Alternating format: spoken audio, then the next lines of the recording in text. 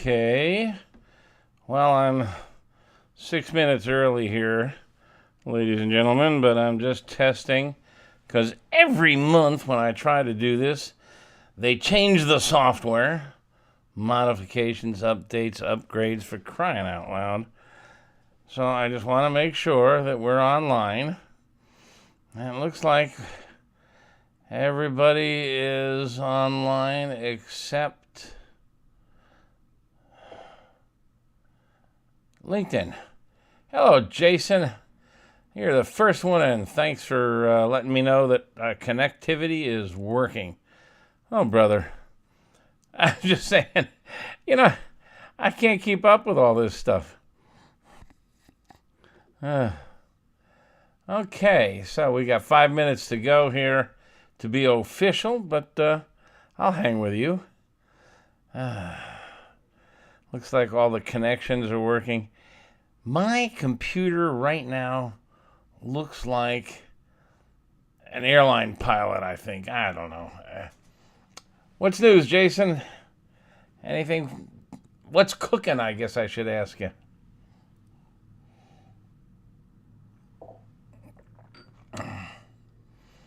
Good. I just got back from a trip to Pompano Beach where I visited my 97-year-old mother. Spent 5 days in paradise staring at her computer trying to set it up for her. I bought her a new computer. She had like a 15-year-old iMac. And, I spend 10, 12 hours a day staring at a computer, so I go on vacation in Florida to visit my mother, and what I do? 10, 12 hours a day in front of a computer. Oh, dear. But it was gorgeous down there. And, boy, I sure ate well, too. Oh, you're in Bentonville. Really? I've been to Bentonville.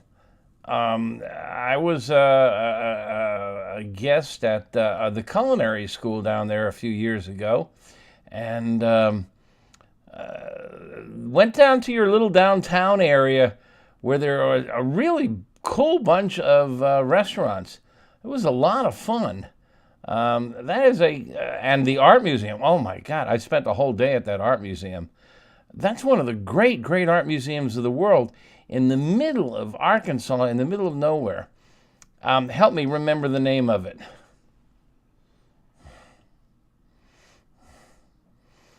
Ken Medelis from Michigan. I was just in Michigan a few weeks ago. I went up to Rochester. My wife and I train Crystal Bridges. That's it, Jason tells me. The Crystal Bridges Museum. You live about a mile from it. First of all, it's a beautiful piece of landscape.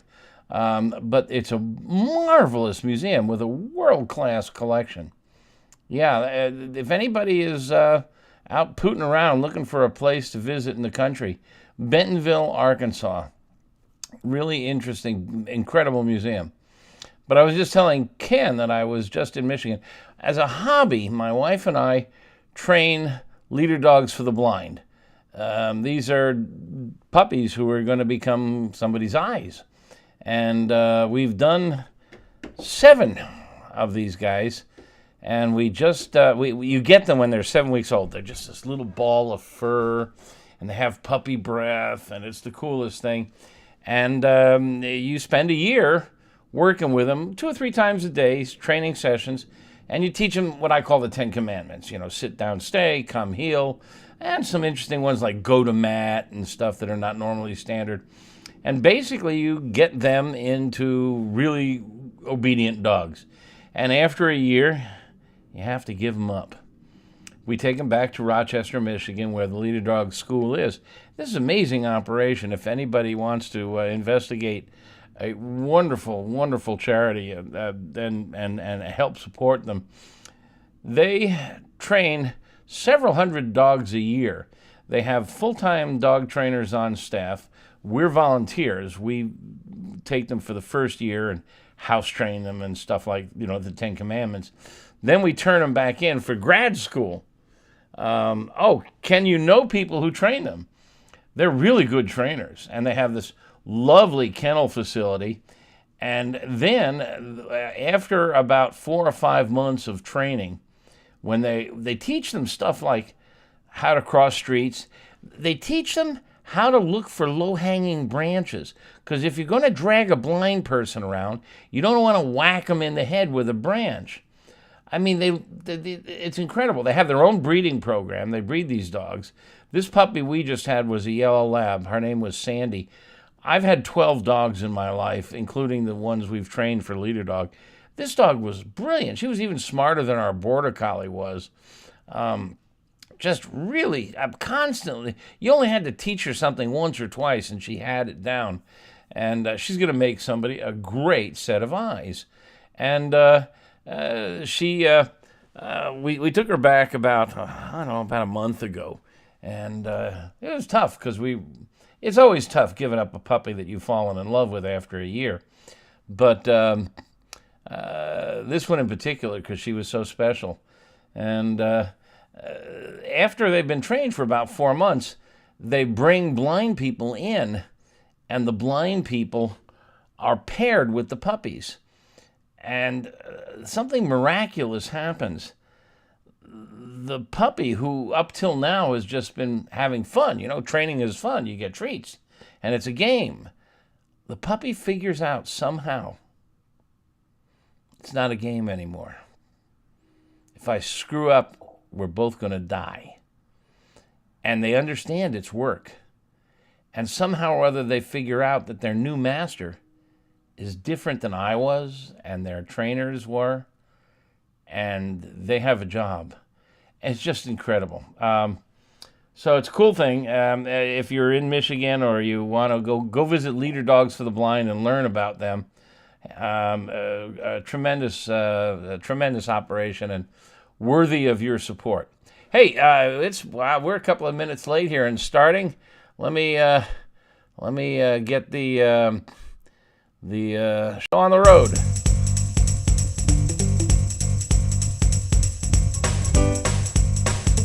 I need ribs to ease my day.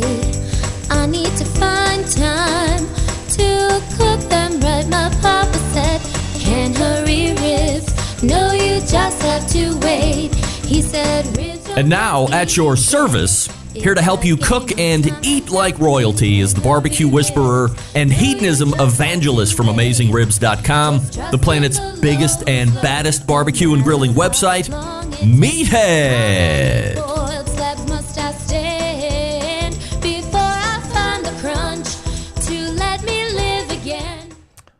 Okay, well, I see a number of familiar faces. I see Kevin Holmes Liddell.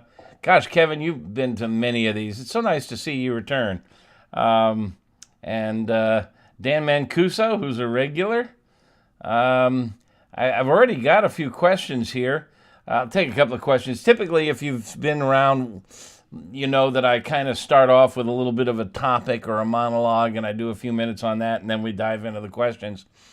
But there's also a couple of questions that I take. Yes, Albert Craig, there is a new book on the way, but don't hold your breath. The contract just got completed last month. I'm with HarperCollins. My deadline for the manuscript is March 1st, 2023. And then after that, it will take almost a full year to go through the editing, the layout, the design, the printing, distribution, and that whole process. And it'll probably land on your bookstore shelves in spring 2024.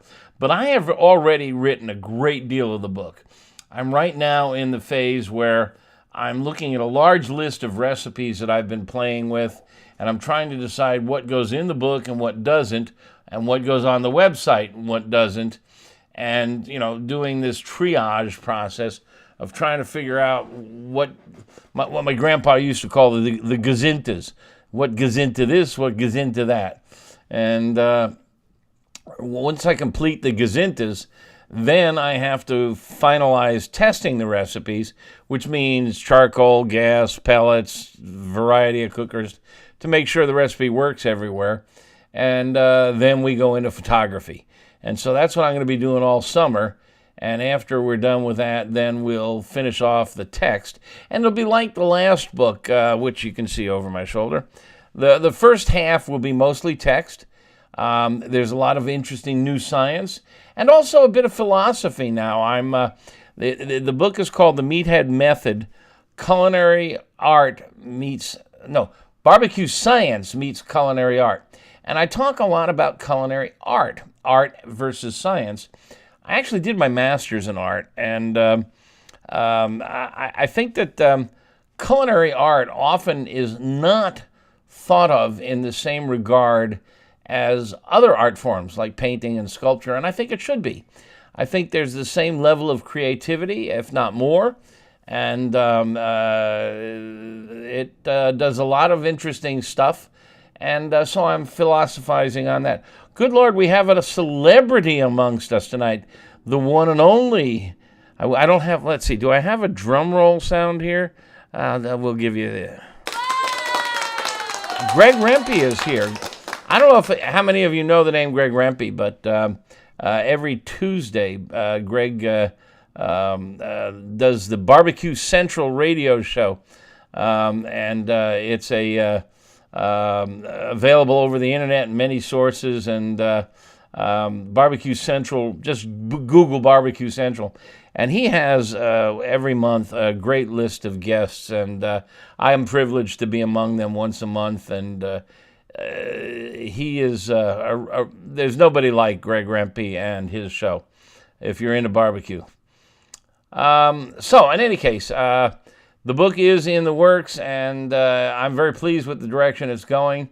And whereas the last book, the recipes covered the classic barbecue canon, ribs, brisket, and so on, this one I'm having a lot of fun with Asian ingredients, Spanish ingredients. I want you guys to think outside the box. I want you to start getting creative, practicing the culinary art, trying new flavors, and not being afraid of screwing them up. And I'm going to try to give you some fun leads and tricks and techniques and ideas, plus the usual dose of science. So that's what's going on with the new book.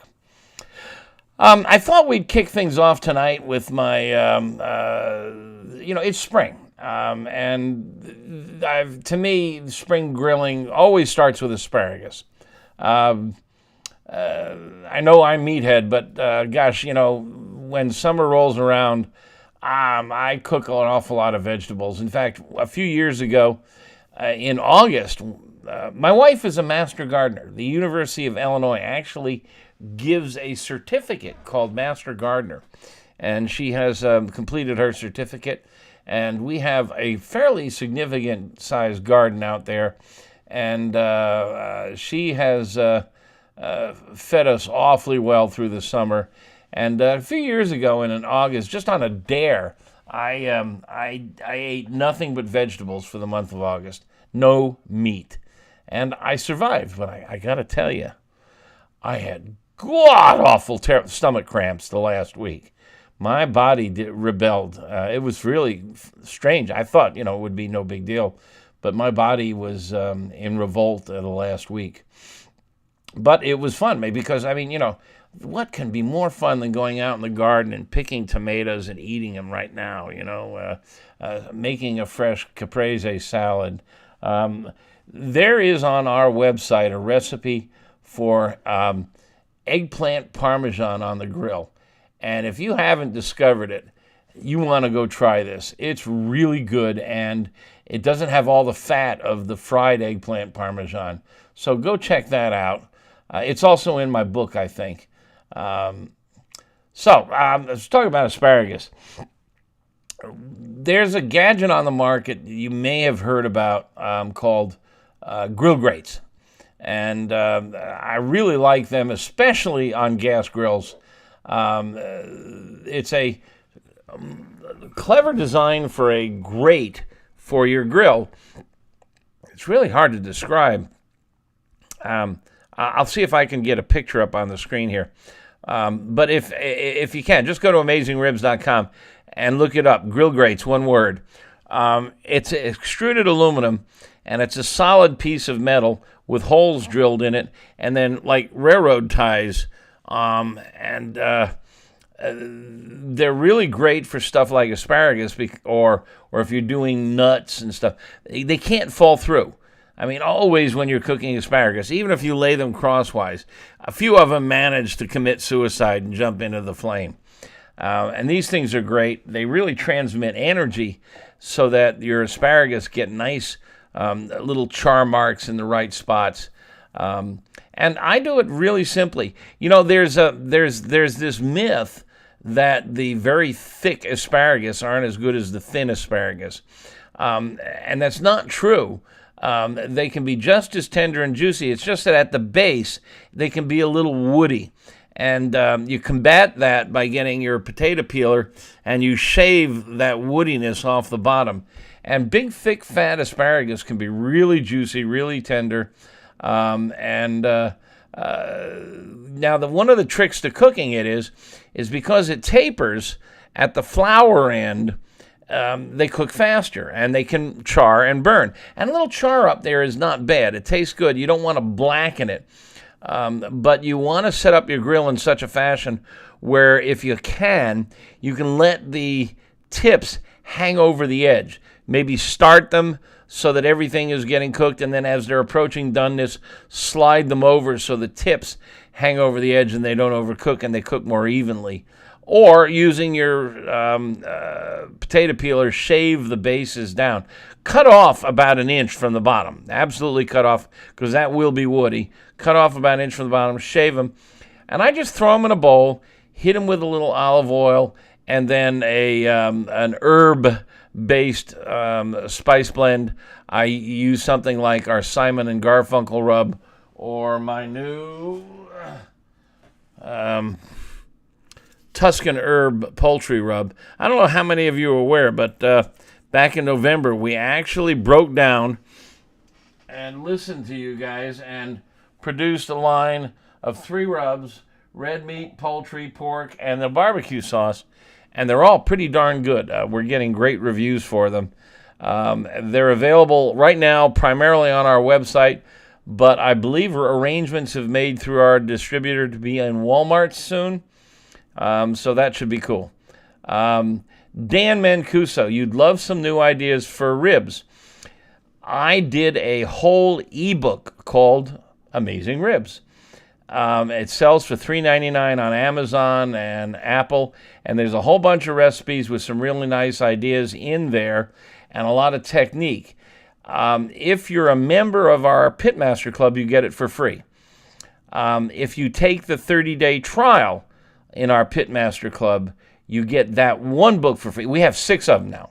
There's ribs, steak, sous vide Q, brisket, turkey.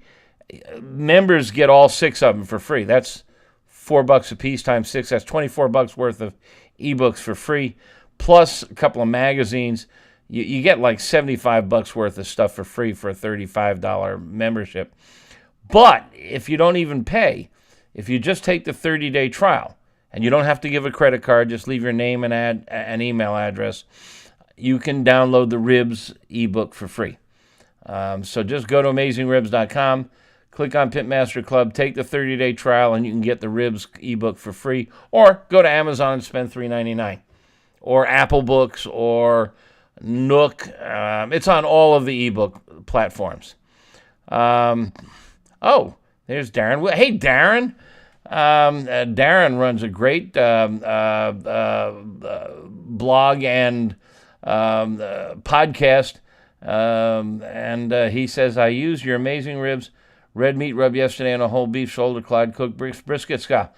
I hope you liked it. I think it's just unbelievable on a steak. All my life, I have never put anything on a steak other than salt and pepper, and now I won't cook a steak without that stuff. It's just awesome. Kurt Ulrich, ramps and morels. We mentioned asparagus. So I give it an oil and then a shot of the rub, throw it on the grill, get a little char on them, careful not to overcook the tips. leave a little crunch in them, al dente, fantastic. I've been experimenting with my Béarnaise and Hollandaise sauce recipes, and I've really got it down and made it, I think, simpler than most recipes and just as good. And I posted those recipes in our Pitmaster Club for the members to test it and feedback. So if you're a member, and even if you're not, even if you're not a member, you can still get 4 or 5 pages of the Pitmaster Club for free.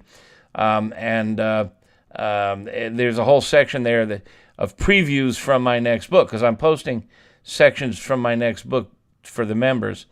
And you can see those, both Béarnaise and Hollandaise, or any of these egg-based sauces are really good on asparagus. And if you're nervous about using raw eggs, and you should be, I explain how to pasteurize your own eggs at home. It isn't hard if you have a sous vide machine. You can actually take eggs and at the right temperature and the right time, pasteurize them so they're dead safe. There is a high incidence of salmonella in eggs that aren't cooked properly, and you certainly don't want to serve raw eggs or runny yolks to really young kids or the elderly or the immune compromised. But pasteurized eggs, which you can buy but they're hard to find, aren't hard to make if you have a sous vide heating element, and they're down under $100 now. So that's something to think about. And Kurt mentioned ramps, and I have a recipe on AmazingRibs.com, free, on the free site, for pickled ramps. It's a really easy, quick pickle. Quick pickling is just wonderful stuff. If you haven't tried it, I explain how. You've probably seen it on the cooking shows. Chop up an onion, throw out some vinegar with a little sugar, and in 30 minutes you got a pickle. And you can do the same thing with ramps. And they're just great on a pulled pork sandwich. Pickled ramps. Ramps are a sort of a type of alliums, a type of mushroom, a type of onion. They grow wild. Here I'm in Illinois. You can find them on hikes in the wood. In fact, my neighbor is complaining they keep coming back in his garden, and he keeps pulling them up, and I haven't given them to me. They're out there. And morels. Now, morels are a little different story. They're a little hard to find, and I've never grilled them. Morels are this mushroom that looks like a sponge. You can never confuse them with another mushroom. Eating wild mushrooms is always risky. There are some that are really easy to distinguish, and you're safe, and morels is one of them. They look like this little cone-shaped sponge, and they're extraordinarily flavorful, really expensive. If you know a morel scavenger or a hunter, and you can buy some, do get them. You want to swish them in water a lot to get any grit and sand out of them. And I just think they're the best sauteed in butter. Now, a lot of people deep fry them, and you can even bread and deep fry them, and that's fine too. But they are just fantastic, and they make a great creamed pasta sauce. You get fresh pasta, and you make a creamy sauce with morel mushrooms, and oh my God, straight to heaven. Of course, another one of them is fiddleheads, if you can find them. Fiddlehead ferns. They're ferns that grow, and they're kind of curved like the head of a fiddle. And they grill nicely. I would treat them just like asparagus. They're common in pasta primavera, which is a creamy, cheesy pasta sauce. So there's all kinds of fun stuff starting to come in now. Kevin is asking if I blanch the asparagus for grilling. No, I don't. I think blanching it or any kind of boiling gives it that canned flavor, and I'm not a fan of it. I just shave the woody part. Well, chop off about an inch. Shave the woody parts with a potato peeler. Give them a quick coat of oil and a splash of an herb, and roll them around on grill grates or a hot grill, and make sure I don't overcook the tips. And if they're a little al dente, that's just fine with me. I just absolutely love them. And Kevin's also saying sous vide hollandaise is super easy. Yes, it is, and I talk about that on my in my next book. But as I said, the preview of which is in our Pitmaster Club. Yeah, is such a thing as false morels, which can make you sick, but it's really hard to mistake them if you have any sense for what a good morel is. So something else to be thinking about this time of year is cleaning out your grill. If you're in a very cold climate and you haven't used it through the winter, shame on you. But if you haven't used it through the winter, you want to get it clean, and you want to start with the grease pan or the grease tray. And you want to scrape that stuff into a plastic bag and throw it in the trash. Don't flush it down the sink or the toilet. Those fatbergs, they call them, they create icebergs in the pipe systems and can really clog them up. So you don't want to get them into the sewer systems. Throw that stuff out. Do not, this is the most important advice I've ever given anybody, do not, under any circumstances, put the grease pan from your grill or the grates in your dishwasher. Should be self-evident, but that grease is just really thick and gunky and ugly, and it will coat everything in your dishwasher, and you'll be sleeping on the couch for a month. So get that grill really good and shiny, scrape it clean. I've got a couple of recommendations for grill grates. You know, you want to keep the top clean so that the food you place on top of it doesn't pick up that slimy, dirty, ugly grease. But you also want to clean the underside, and that's where a lot of the grease drips and builds up. And then it'll smoke, and grease smoke is not as tasty as wood smoke. And a lot of people, they'll fire up their gas grill or something in spring, and they'll see all that smoke. Man, I got smoke going. That's grease smoke, and you don't want it.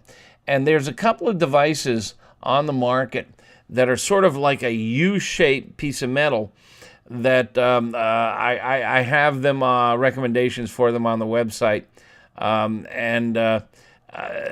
They scrape both the top and the bottom of the grill grate, the wire type grill grates.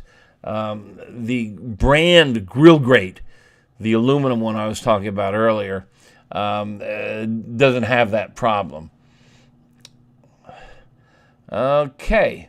What else is going on? Oh, if you go shopping, if you're going to cash in your old rust bucket and get a new one this spring, there's some really interesting new technologies coming online. The pellet grill market continues to grow by leaps and bounds. They're called pellet grills, but I want to caution you.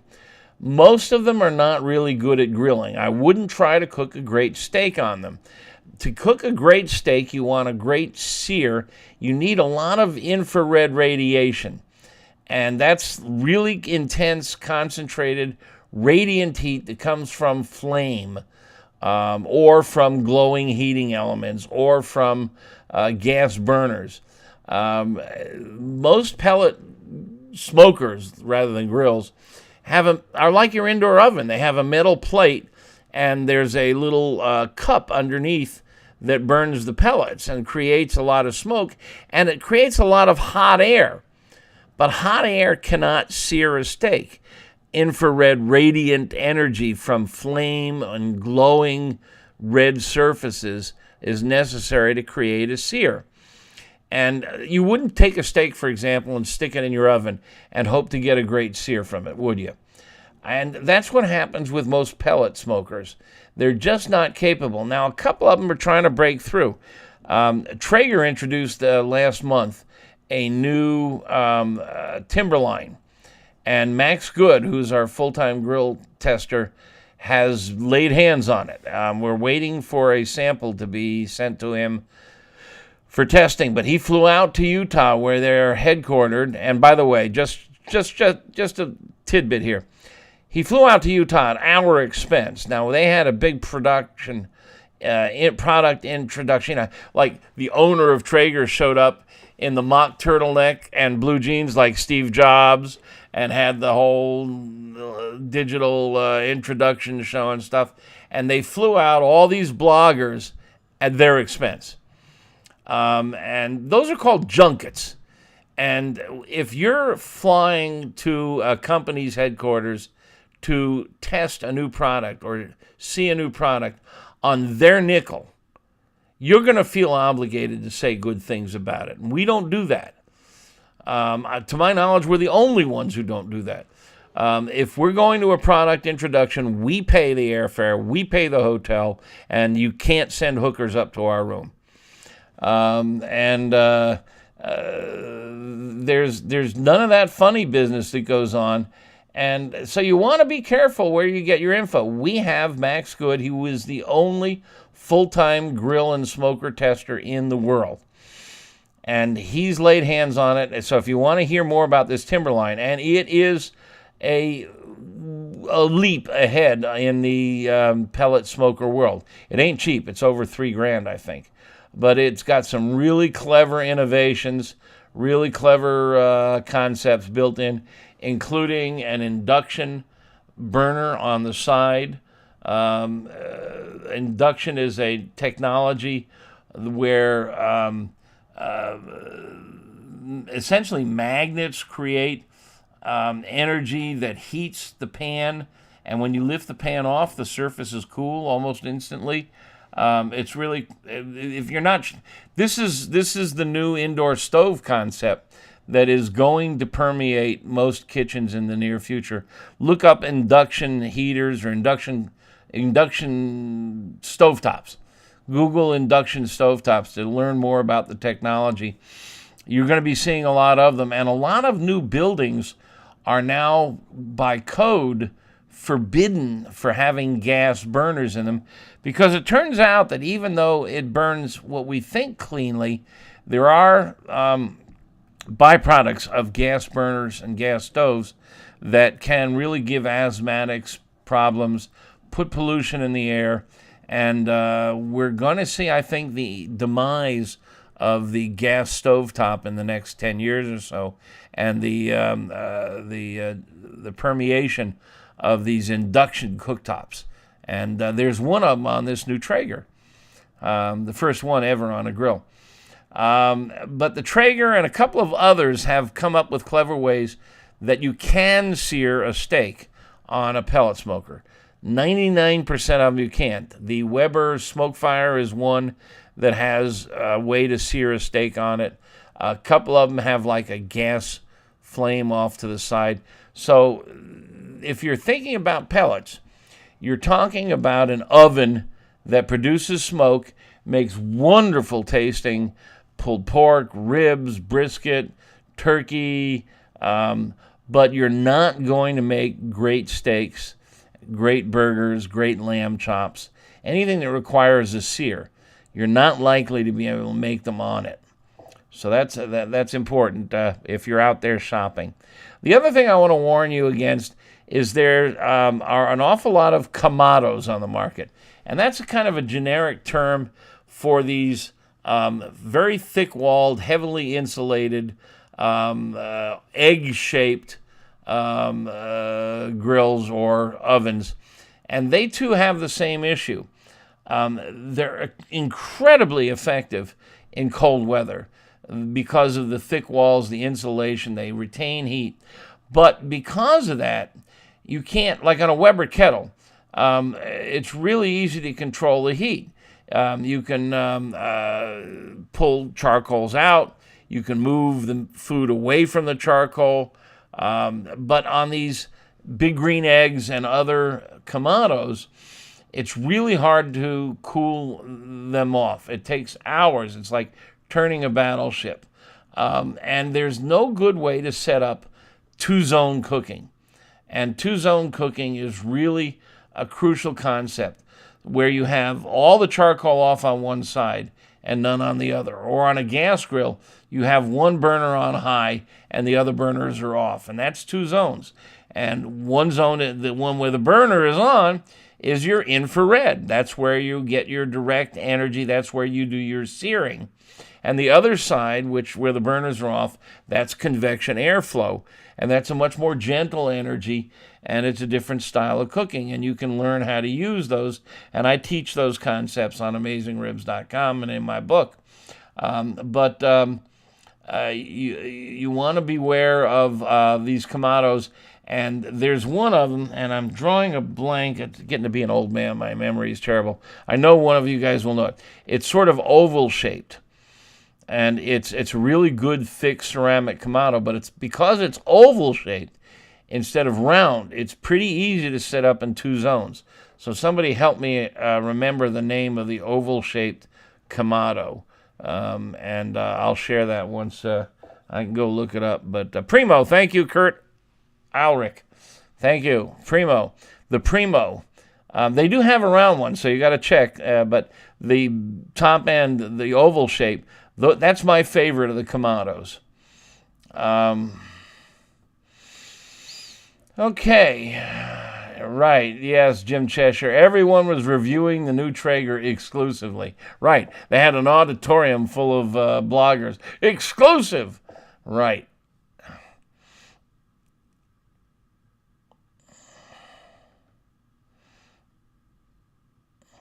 Kevin thinks Morels are overhyped. Oh, I don't know, Kevin. All right, here's an interesting point. You're onto something there. I have tasted every mushroom that I can find. And there are differences, but they're very subtle. And they all taste like mushroom. Yes, the button mushrooms that we buy in the store are perhaps the simplest and the least exciting. But they're not a huge, massive... Yes, you can tell the difference between them and Seps and many of the others. In fact, go to AmazingRibs.com. I have a whole page devoted to mushrooms and the different kinds of mushrooms and techniques for cooking them and flavor. They're not hugely different. So your point in that case is, yeah, they're overhyped in the sense that they taste like mushroom. But I think it's a better mushroom, better tasting mushroom. And by the way, mushrooms are like 90% water. So when you get a mushroom home and you see all the dirt and gunk on them, go ahead and rinse it. It will absorb a little water. I've done that. In fact, I got the pictures on Amazing Ribs. I show you what a batch of mushrooms weigh right out of the box. Rinse them and weigh them again. Very little water absorption, and rinsing them is a great way to clean them off. Don't worry. All the books say don't rinse them. They're full of water already. Don't worry about it. Selal Gurkulugyu. I'm sorry, Selal. This is a very shameful American shortcoming. We can't pronounce foreign names. But he's got a really good point. Why isn't lamb as popular as beef in the States? What do I think? I often think importing Turkish lamb to the States, but I don't know if it would do well. That's an interesting question. First of all, personally, I adore lamb. You people may have heard me say this before. If you place me equal distance between lamb rib chops or a rack of lamb and a ribeye steak, I'll die of starvation trying to decide which one to eat. I think they're equally brilliant and delicious, and I absolutely adore. And there are different cuts on lamb. We've talked a little bit about them in the past, but it's spring, and spring lamb is coming on the market. So let's talk briefly about that. The best cuts of the lamb are the loin chops, which are like little tiny T-bones. They're maybe 3 to 4 inches. Think of a T-bone. The long bone in the center is maybe 3 inches long. The top of the T is maybe 2 inches across. And it has the tenderloin, little bulb of tenderloin on one side, and strip loin on the other side. And they're incredibly tender. And they're red meat. If you are among those many people who say, I don't like lamb, I'm pretty sure that's because you haven't had it cooked right. And I'll teach you how to cook it. And you need to go to our site, AmazingRibs.com, and read my lamb recipes and try the loin chops, which I give a very quick swim in a mix of balsamic and red wine vinegar, some olive oil, some garlic, and rosemary. Garlic and rosemary are classic with lamb, and they work wonderfully. Very quick turn in them, and then a very fast sear, because they're only about an inch thick. So you want to get them really dark on the outside and medium rare to medium.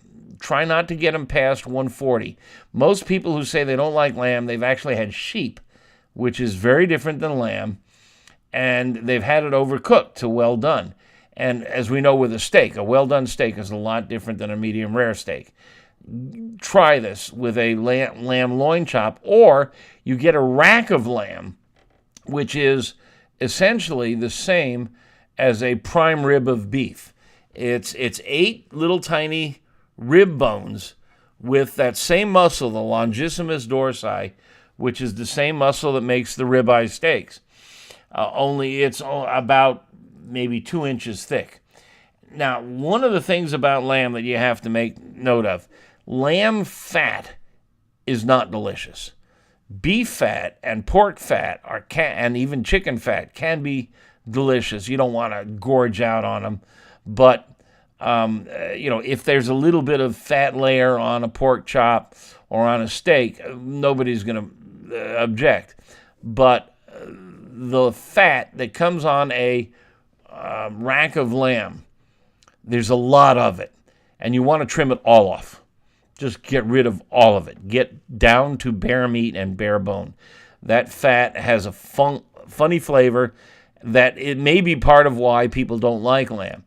Get to the meat. The meat itself is extraordinary. And I don't know. In fact, at one point in the American history, lamb was more popular than beef. Kentucky was our largest lamb-producing state. And if you go to Kentucky now, you can still find, particularly around Owensboro, places where lamb and sheep are served and cooked like pork butt. And you can get the Moonlight Barbecue Restaurant in Owensboro serves smoked lamb shoulder. Now, there's another cut I didn't mention, I should mention. The shoulder and the leg. They're very good, but there's a lot of sinew. As you know, shoulder and leg have a lot of muscles. And even on beef and on pork and on lamb, these muscles are held together with sinew and connective tissue and fat. And on lamb, if I've got a leg, I like to remove the bone. And that's tricky. The bone has, there's something called an H bone, AITCH. It's part of the hip bone. Really hard to pull out of there. So if you can get your butcher to bone out a leg of lamb, you're ahead of the game. Then you've got this big flap of meat, which you can swab with rosemary and herbs and oil and roll it up and smoke it or grill it. Really quite nice. But a good prep is to cut it up into 2-inch chunks. And instead of doing kebabs, sticking a spear through it, just cut them into 2-inch chunks and throw them on the grill and roll them around so you can get them dark. Most people, when they do kebabs or chunks, they cut them too small. So by the time you get your dark exterior, your crispy, crunchy exterior, it's well done in the center.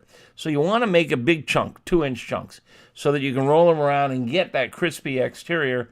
And garlic and rosemary and olive oil are always great with them. So have some fun playing with those.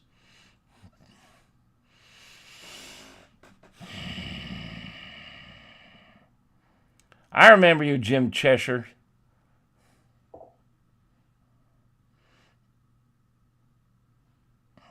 Yeah, that's a good point. Oh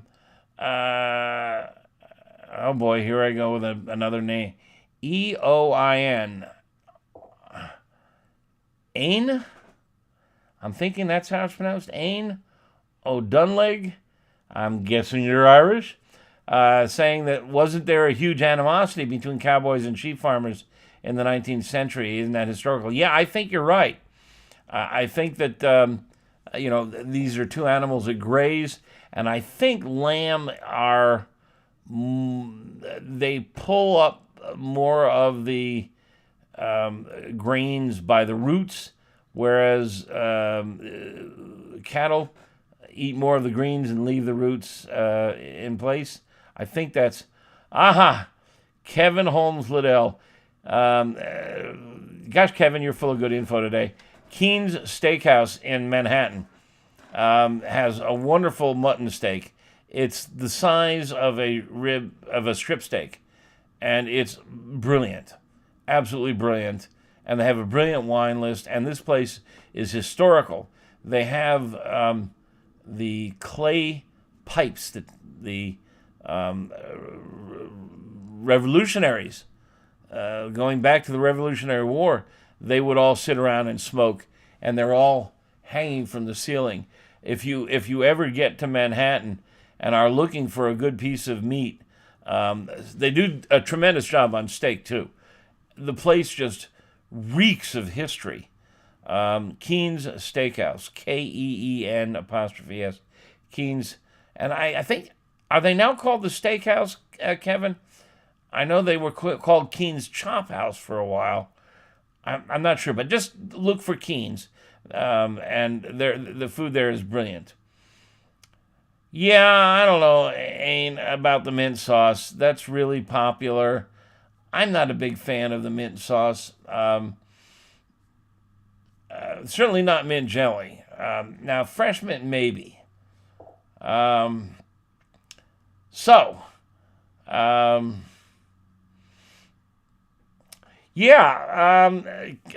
is talking about doing lamb shank. Now, that's another cut that's real interesting. It's a little tougher. It's from the knee to the ankle. So you get the calf muscle in there. And that calf muscle, it looks like a drumstick.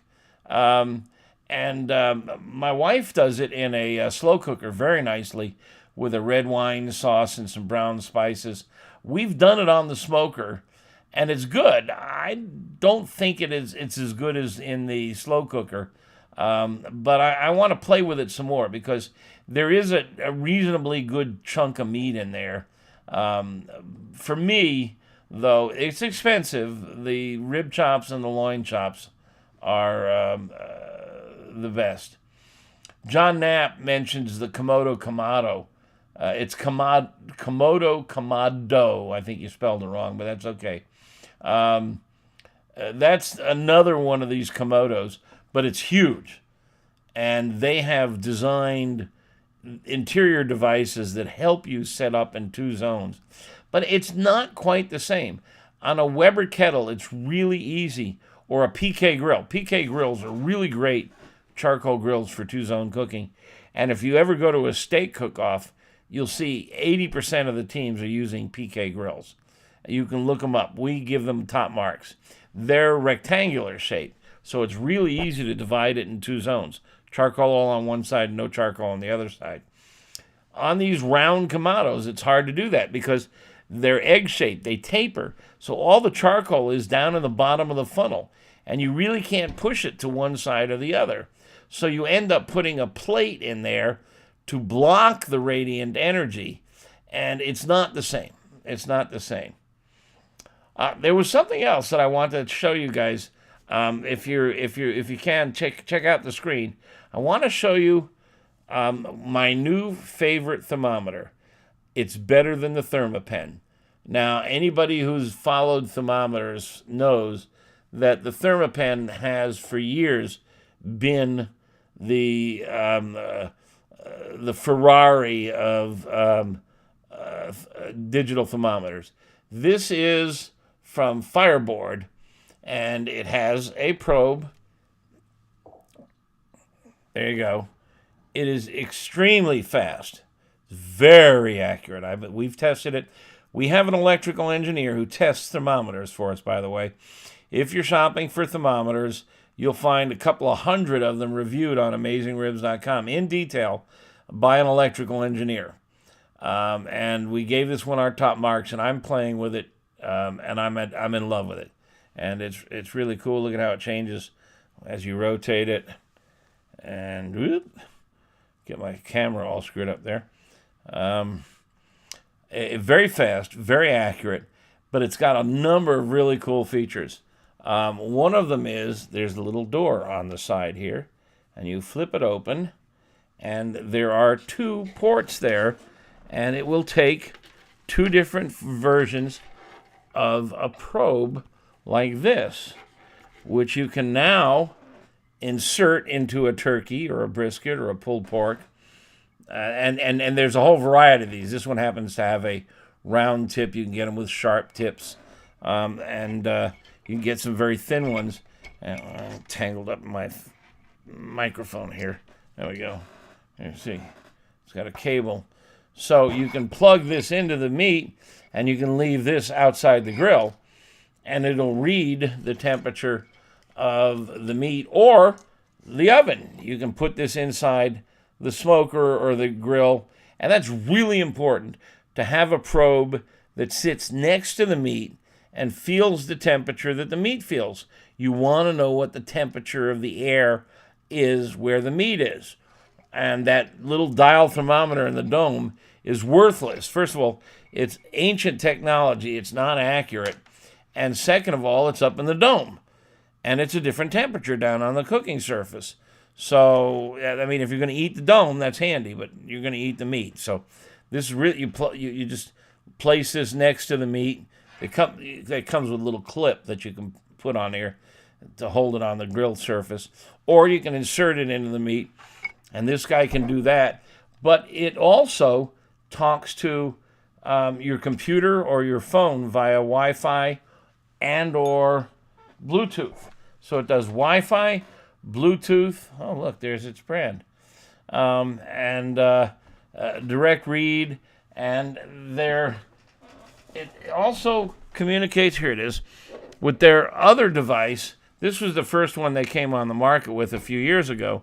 This is the original, actually it's version 2 of the Fireboard. And this, it's about the size of a deck of cards, a little thicker, but it can take 6 probes. So now you can have a brisket, a turkey, a pork butt, some ribs, a couple of air temp thermometers and everything in there. And it gets 6 readings, and it too talks to your computer or your smartphone via Wi-Fi and Bluetooth. And the interfaces are pretty easy. They're not as complicated as they could be.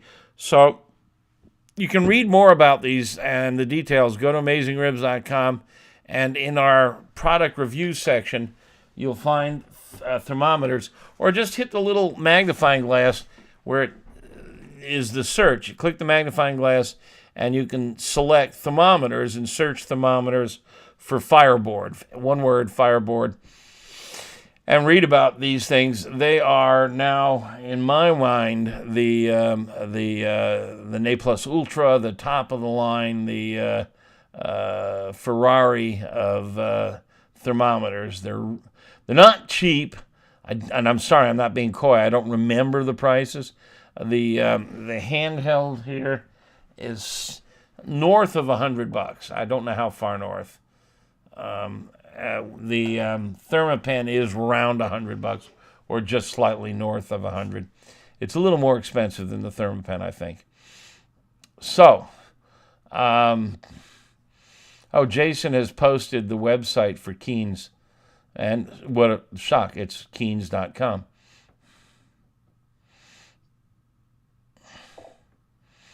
Okay.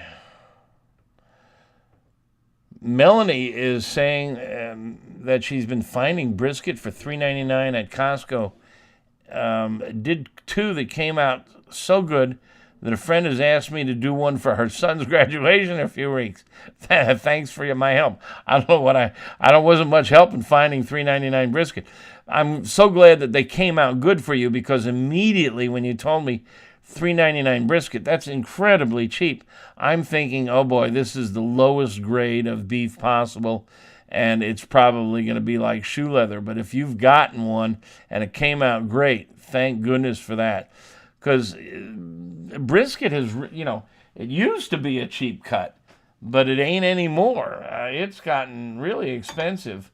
I just came back from Fort Worth a couple of weeks ago, where I went to the National Barbecue Association conference, and I hooked up with Daniel Vaughn, who is the world's only full-time barbecue critic for a newspaper and magazine.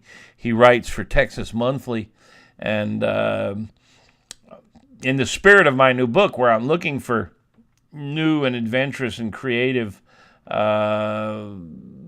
barbecue styles, he took me to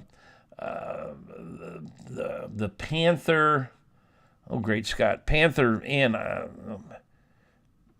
Panther Barbecue in Fort Worth. They're owned by a couple of people of Mexican descent, and boy, are they nailing it! I got to tell you, golly, why it's Panther City. Panther City. Fort Worth's nickname is Panther City. And the Panther City Barbecue in Fort Worth, golly, man, let's see. Can I do screen sharing? I really haven't gotten good. Yes, there's the button. Let's see if I can get a picture up here of some of their barbecue. Oh, look at that. I was just blown away by everything. The sides, the ribs, the brisket. They're just nailing it.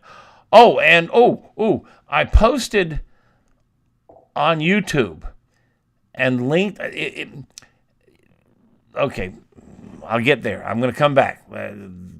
My mind, squirrel.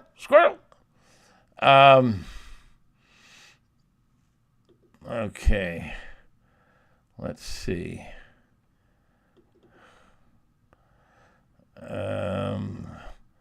Okay, this looks like it's video.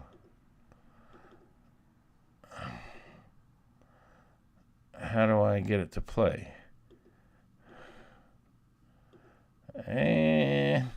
Mr. Technology here. Well, I guess it's not a video. Okay, I'm going to...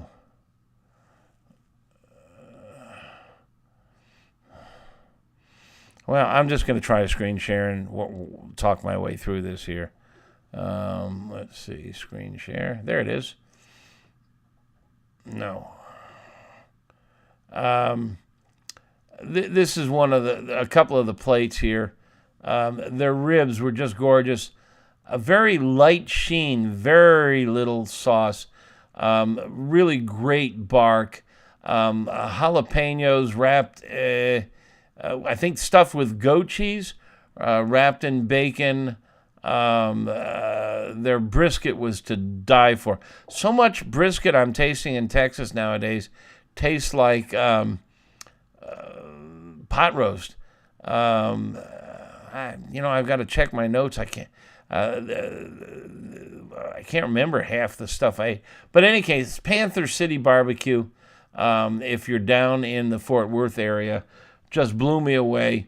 Daniel took me to an Ethiopian barbecue place where the owners are Ethiopian and they're blending Ethiopian cuisine. And I tasted smoked cauliflower with Ethiopian spices. Really remarkable.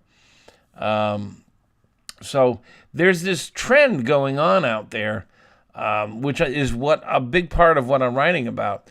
Of bringing ethnic and regional and non-traditional flavors into barbecue concepts and techniques.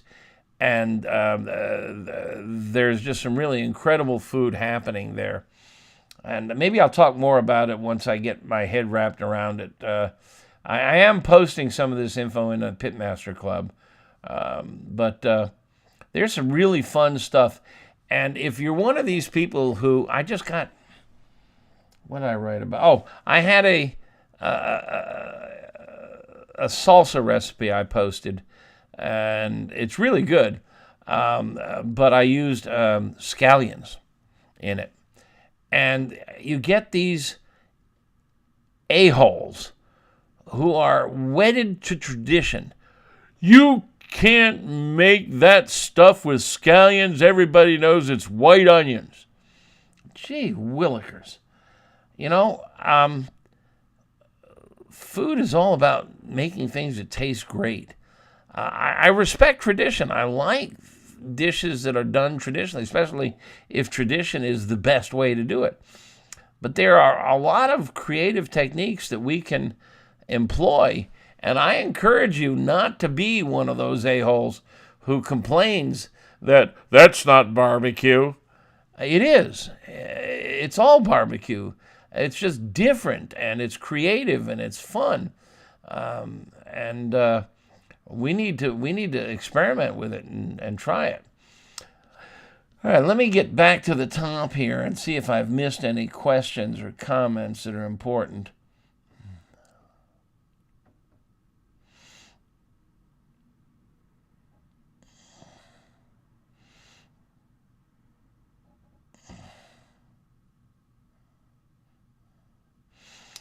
Jim Cheshire's raving about goose sausage.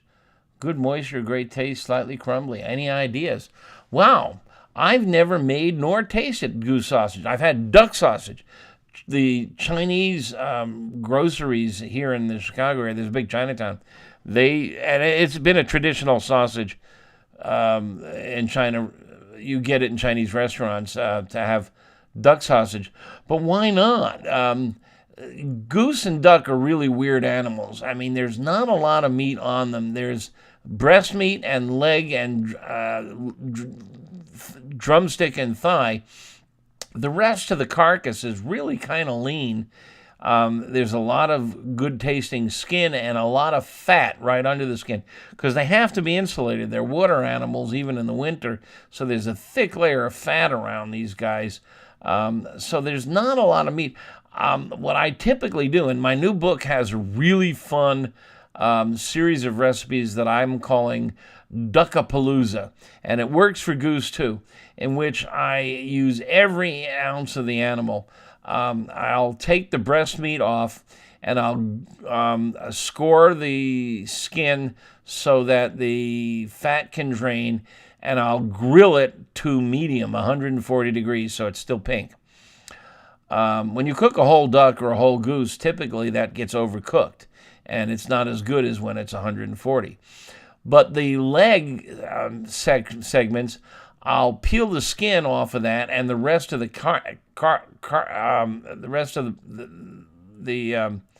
carcass, and I'll take that skin and stretch it and grill that so that a lot of the fat renders, but it gets crispy, and make cracklings out of it.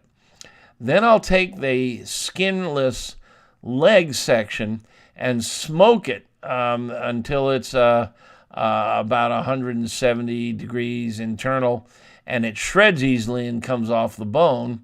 Then I'll take the remnants of the carcass without the skin and break it up into chunks and simmer it until I can cook it down with some carrots and onions and celery and herbs and make duck soup or goose soup. Really rich, wonderful soup. Then I'll take the shredded duck legs and throw that in the soup, and then take the cracklings from the skin and put it on top, float them on top of the soup, and that's fantastic. And then you serve that with the grilled duck breast, and then I take the fat that's rendered from the skin and I use it to saute broccoli. Do a stir-fry broccoli with duck fat. Duck fat's really flavorful. It's almost as good as bacon fat. And so now I've used every bit of the animal, and I have grilled duck breast medium to medium rare, with the skin on. I have this incredibly rich soup with smoked shredded leg meat in it and crunchy cracklings floating on the top, and then stir-fried broccoli with duck fat. Really fantastic. Really a great prep. So that's some of the things you can do. I've not made sausage from it, Jim, but I don't see why not. I mean, you could easily take that leg or the breast meat or both and grind it, and there's so much fat under the skin and in the skin. Typically, your sausage needs to be 70-30, 70% lean, 30% fat. And by the way, that ain't easy to calculate because there is fat in the meat itself. And we have a calculator now on AmazingRibs.com that'll help you determine when you're making sausage how much fat to add to get the right ratio. It's not just take the breast meat and 30% fat. It's a little more complicated. I explain it, but go to the sausage calculator. And it's also great for doing hamburgers and meatloafs and stuff. Oh, and speaking of which, we have had a curing calculator. I mean, there's nothing like any of these calculators anywhere on the internet.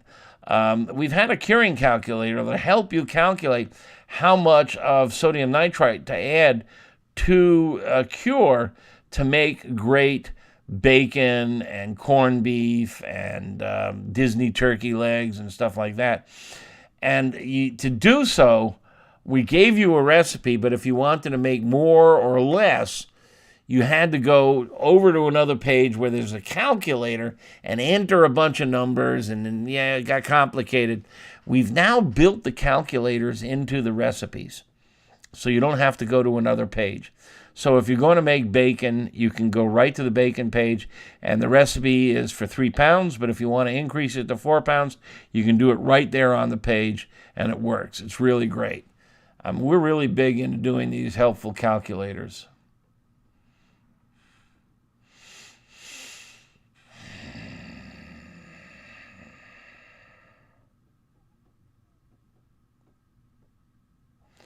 I'm reading your comments here.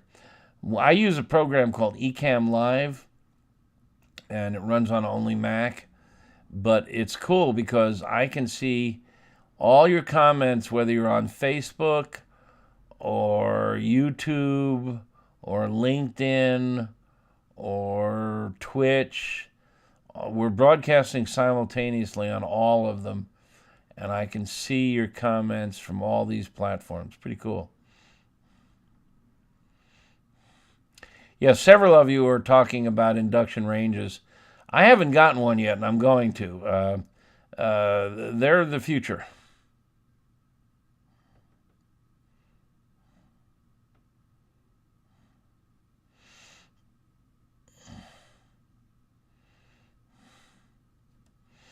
Wicklow lamb is the best in the world, says Ain. I keep calling you Ain, E-O-I-N. That's my best guess how to pronounce it. But I'm not familiar with Wicklow lamb. I'm guessing because you sound like you probably are Irish, that maybe this is, Wicklow is a town in Ireland or something. There are some really good lamb around the world.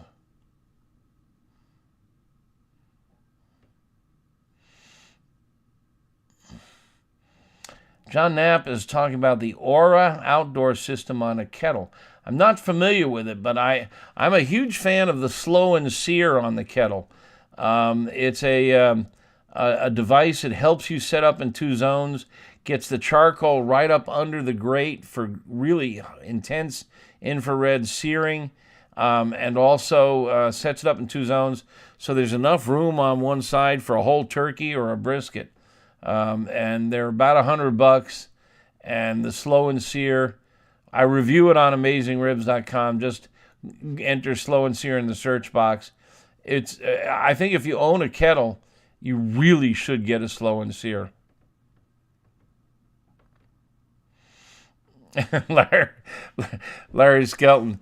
We were talking about how brisket used to be a cheap cut, and somebody said there's no such thing as cheap cuts. And Larry chimes in and says, "Oh, they're still cheap cuts. They just cost a lot now." Yeah, that's good, Larry. Mike Halbach says Costco beef is usually all USDA choice. That's good to know. I'm sorry to say I have never shopped at Walmart or Costco. A lot of, maybe it's a prejudice. My impressions is they specialize in large quantities, and it's just my wife and me. And I have a neighborhood butcher whom I love, and I go to him for meats, and maybe I pay more, but I get exactly what I want, and I get education along the way, and so I tend to shop at smaller merchants. Phil from Santa Clarita. Hello, Phil. Yeah, I was just talking about Cool J77 cooking duck breast to medium rare. Medium rare, which is 130 to 135, or medium, which is 135 to 140, in that range. I think those are ideal, and I like to grill them, not surprisingly. The technique is pretty simple. You either buy the breast or you peel it off the animal, and it has this thick skin on it with a lot of fat underneath. And that fat can be rubbery and gummy and unpleasant to some people. So what is typical, and I have this recipe in my book, and I think it's on the website, but you crosshair, you cut through the skin, through the fat, down to the meat, and then you cook it over direct infrared radiant energy, so that fat melts and runs out through the cuts, skin side down. And you want to cook it so that skin gets deep, dark golden but doesn't burn. And that's going to render out a lot of the fat. It'll still leave a lovely fat flavor there, and the skin will get crunchy. Then you flip it over and you sear the other side till it's brown, and you watch your temp, use your thermometer, and I pull it in the 135 range. And I like to serve it with a port wine sauce or a rich, Luxardo cherry. There's a lot of juice in that bottle. You can make a marvelous sauce for that, and I have some of that on AmazingRibs.com. So, but it doesn't need it, frankly.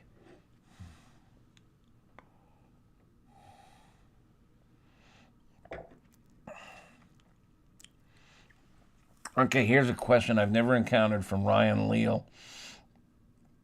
When using meat swords across the grill to cook a steak, so the meat is not lying on any metal, do you have any recommendations? Well, I like that idea, because when you put meat on top of metal, you get grill marks from the conduction energy of the metal.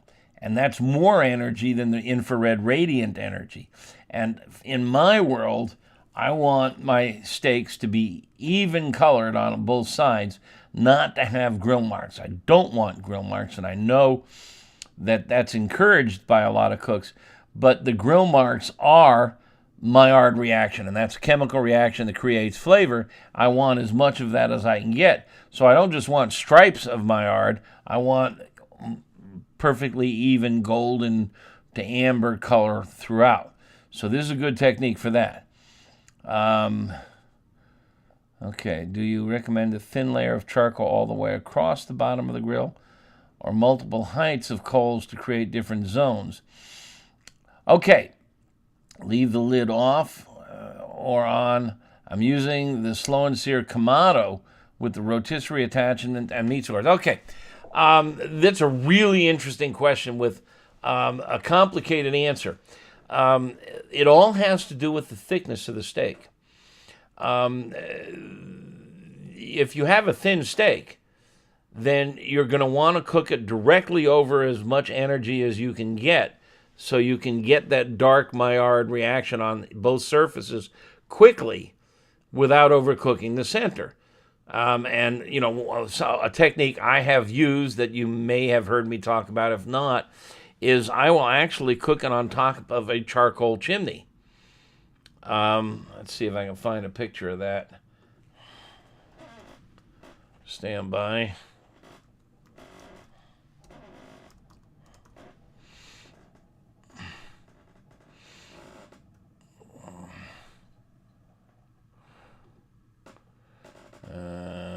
Stand by.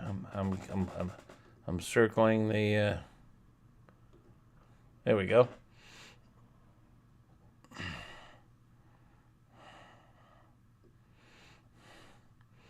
Okay, now we got to do a screen share. Oops. Screen share. There we go. Get rid of this. Why does it always ask me? What's this doing in the way? Arg. Stand by.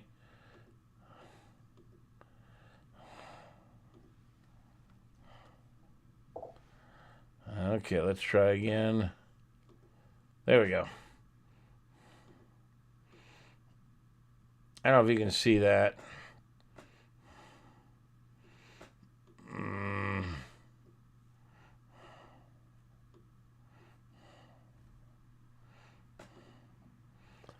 Oh, this technology. There, let's get it. I think that should do it. There you go. Okay. This is a 105-degree day on a summer day, and those are 3 charcoal chimneys with wire grates. And those are Allen Brothers USDA prime steaks, but they're only about an inch thick. And they had been sous vide'd to 130 degrees. So all I'm doing here is quick 1 or 2 minutes on either side just to sear. But that is a technique. So the idea here being, an answer to your question roundabout, is if you can, thin steaks you want to expose to as much infrared energy as you can to get that surface dark brown, and the interior will cook along with you. But if it's a thick steak, say 1.5 inch or 2 inch, then you have to close the lid so that you get more energy surrounding the meat and entering the meat from all sides so that you can get the center cooked properly. And for those, I started on the cool side or the indirect side. So if you're using a layer of charcoal, I would use no charcoal or a very thin layer of charcoal and just warm it.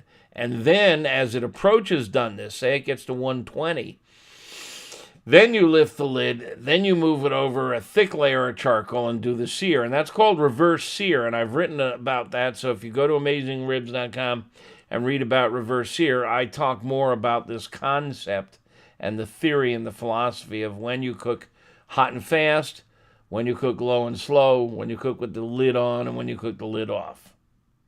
But I like the idea of using spears, and no, people who are concerned out there, the hot metal will not cook the interior faster. The cool beef will keep the metal from getting hot. And that's also the flaw in the potato nails. If you've seen those, they sell these stainless steel nails that you're supposed to drive into a potato, and then the nails, in theory, gets hot and cooks the interior of the potato. The problem is that the potato keeps the nail from getting hot. And the same thing with the steaks. Chris Leframboise is asking if that's a Yingling in my hands. No, I love Yingling. But this is OPP, Other People's Pinot. I think maybe some of you may guess the double entendre there. It's a Pinot Gris from Willamette Valley in Oregon. And I'm very fond of it. It's one of my house wines. There's about 5 or 6 wines I buy by the case, and they're all under $15. Cool J is asking, about dry brining briskets. Does the salt penetrate through the fat cap side, and how long before cooking would you brine it?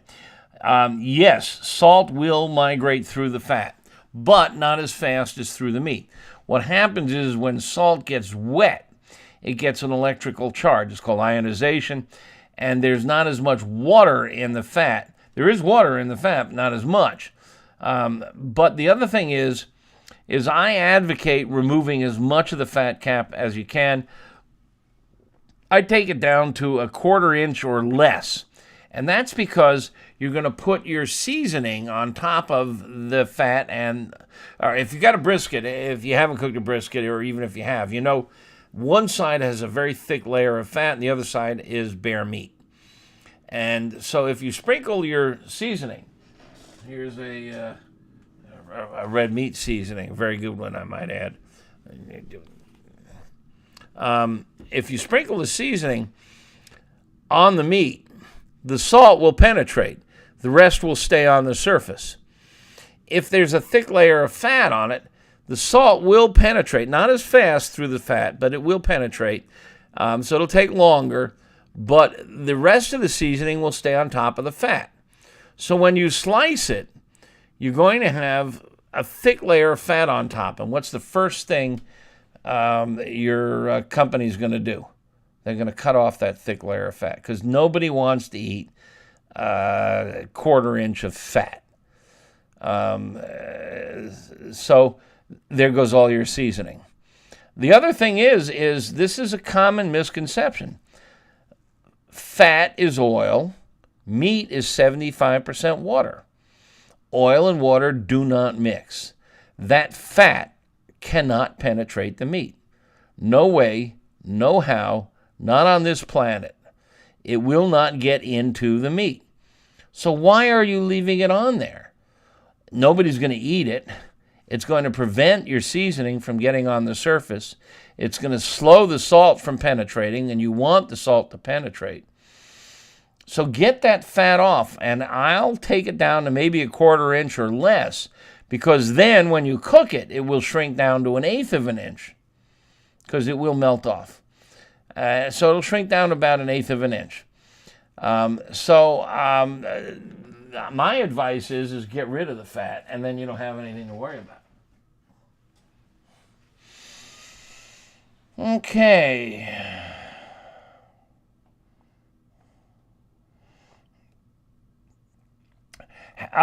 Kurt Eilrich is asking if I've ever tried to make shawarma with a Weber gas grill rotisserie attachment, and do you think it will get hot enough to char? Yeah and no. I've done shawarma, but usually it's no thicker than a fat sausage, and those rotisseries, the spear is pretty thick itself, so you really got to wrap it on there, and then it's going to stick to the spear. I use a flat, I don't have one around here, I use a, for making shawarma, I'll either just make a tubular meatball and just lay it down on the grill like a hot dog and roll it around and get it as close to the fire as I can. Or if I'm going to use a spear, because a shawarma is typically ground meat, ground lamb, ground beef, ground pork, with some seasonings, Middle Eastern flavors. Now, unless you're talking about the layered shawarmas, I forget what they call it in Mexico, they're difficult to deal with. And yes, you can do those with the rotisserie attachment. I've been playing with a design for that that's vertical, and trying to figure out how to do it vertically. It's a real pain, and I haven't come up with a... okay, I'm jumping around here. Two kinds of shawarma, one made from ground meat, and the other are thin layers of meat stacked up on a spear like a gyro spear. And it's easier to do it vertically than horizontally. And I've been playing with that because I want to do one for the next book. And it's tricky doing it on the horizontal rotisserie, because the way you cut it is You got to stop the rotisserie and slice it, and you got to catch it. It's just tricky. There is a gadget that they sell that is a vertical spear with a pan underneath, but it doesn't rotate.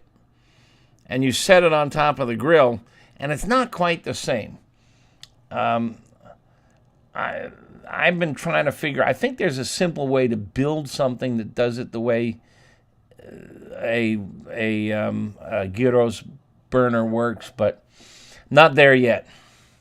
Al Pastor, thank you, T-Rock21. Al Pastor is like the other type of shawarma, where they take essentially like a pork chop, pound it flat, or a chicken breast, pound it flat, put it on the spear, then put another one on top, and then they're marinated, and then put another one on top. So you got like 30 pork chops pounded flat, marinated, and stacked up on a rotisserie, and they rotate in front of an infrared fire, so the exterior gets really brown and crispy, and you slice it with a sharp knife, and that exterior cuts off. You capture it, you put it on a pita bread. It's just out of this world. And then as it rotates around, the next layer that you cut off browns, and you keep slicing it. And that's a great technique. And it really works best vertically rather than horizontally. Yeah, so good.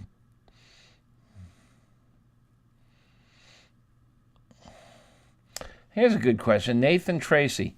We buy half a cow and end up with a lot of ground beef. Any recommendations beyond burgers, meatloaf, stuffed peppers, and tacos? Golly.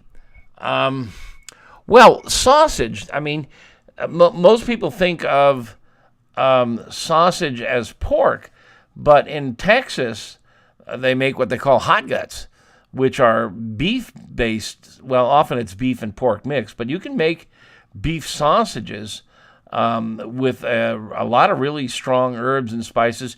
Again, you want about a 70-30 blend of meat to fat. And it doesn't have to have a casing. You can make patties, but you can do sausages, and that way you can bring a lot of flavor to the party. Help me, folks. What else? What other suggestions? What else do you guys like to do? Chili? I mean, your classic Texas chili is chunks of, but you can do ground meat chilies. What else, folks? Who's got? Yes, Jim's saying sausage. Yeah. What else can you do? Jim Cheshire's got sausage. What else can we do with ground beef? Huh? What's the what are the famous with pasta, the little casseroles?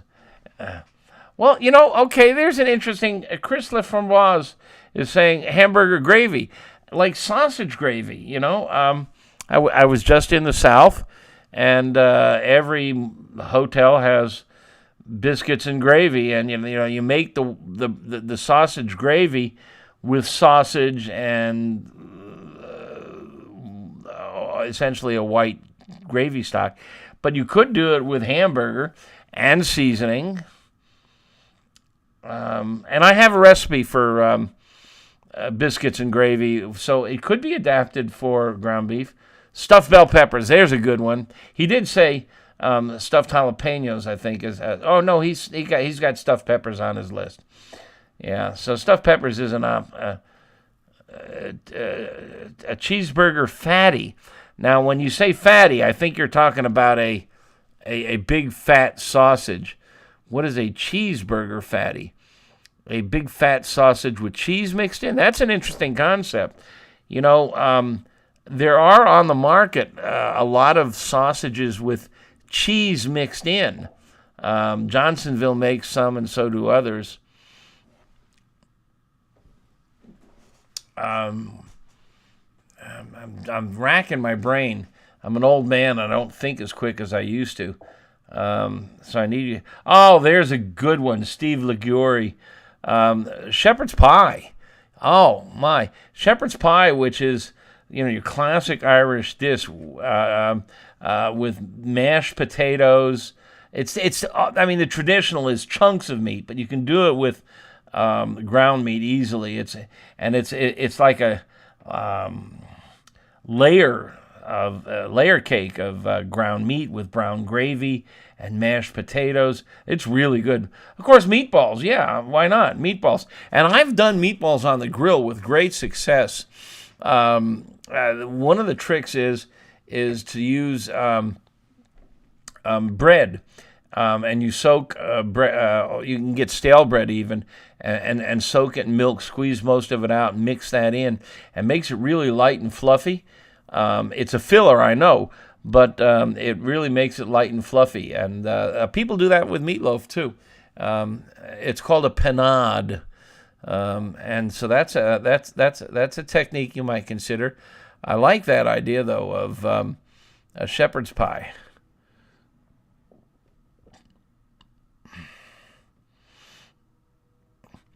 Yeah, TR Doc.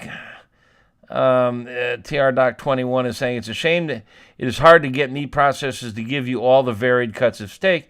It seems they do just the popular steaks and the rest just gets turned into ground. It's easy, but well, that's a fair point.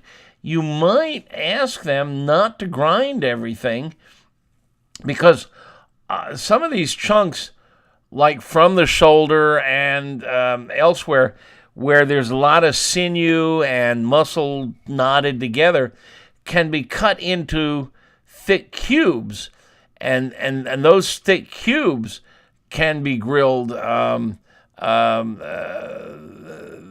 There's a particular type of marinated and grilled cubed beef that's popular in upstate New York, and once again, the old man is drawing a blank on the name.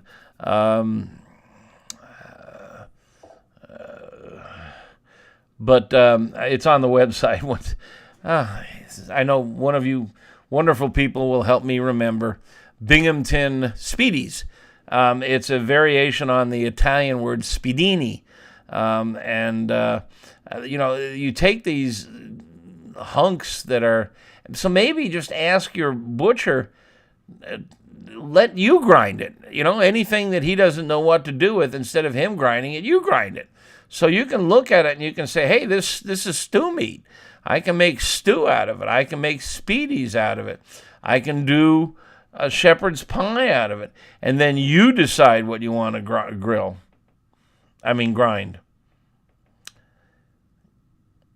Black Diamond, says Kevin. I don't know what Black Diamond is.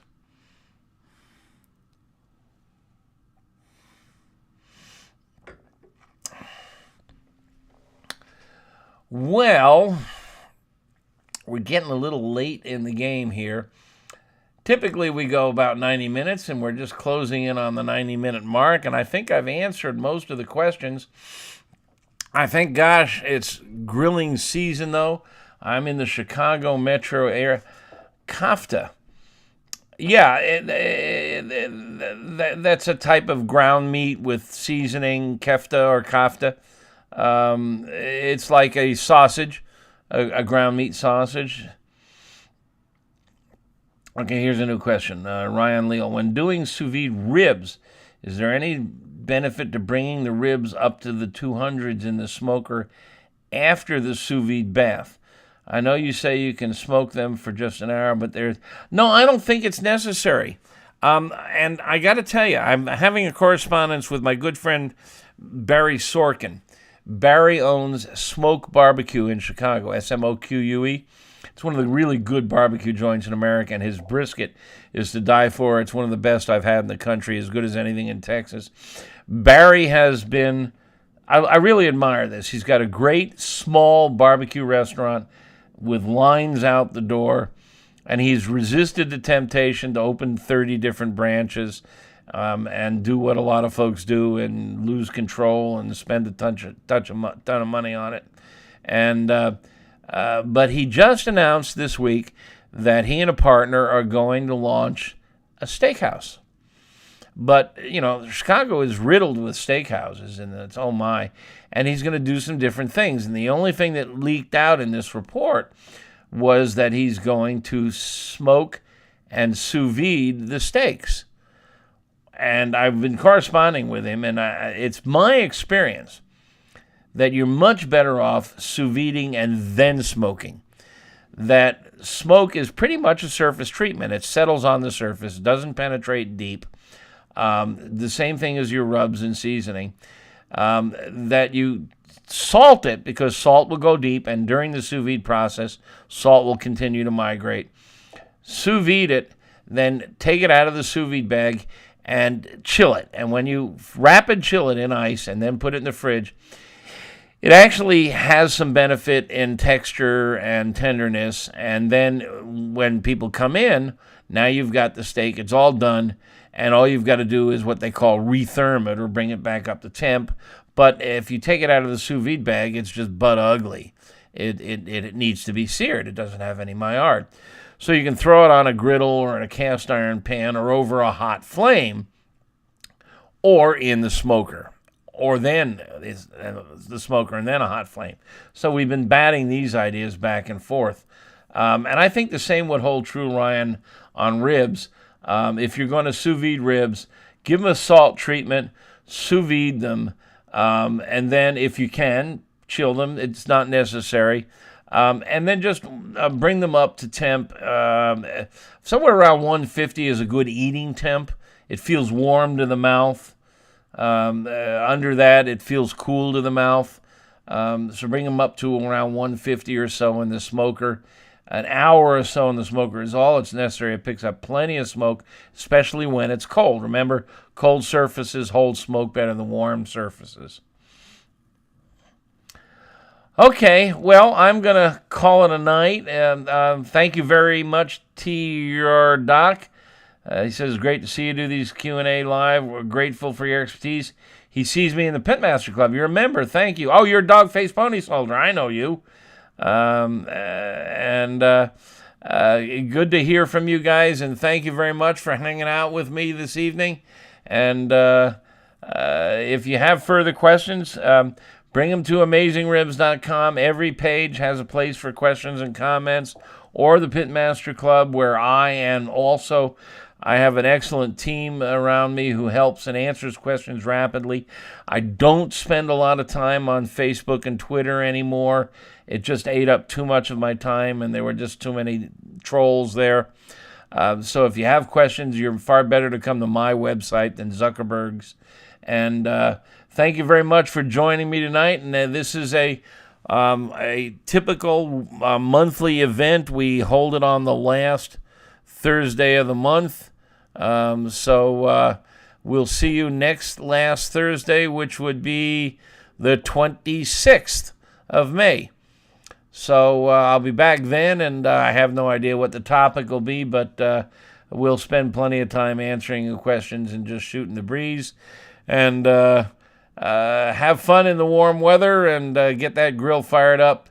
And here's one. One of the guys who works with us in sales and marketing, Ed Riley, is championing a concept. May 15th.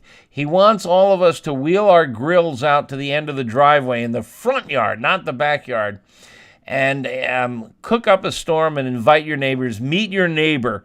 Overcome all your political differences and get to know your neighbor. Go out there, even if it's just hot dogs, and cook up a storm and give out hot dogs to the neighbors and the kids and the mailman and anybody walking by, and maybe get them to do the same. And let's all roll our grills out into the front yard and meet your neighbor on May is National Barbecue Month.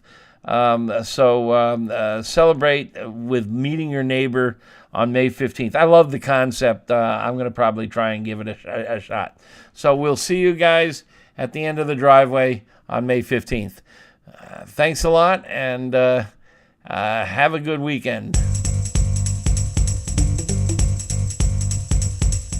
That's all for now, folks. Thanks for staying awake, and please visit AmazingRibs.com for the articles, recipes, and reviews mentioned in this chat with the Barbecue Whisperer and Hedonism Evangelist from AmazingRibs.com, the planet's biggest and baddest barbecue and grilling website, Meathead. It's a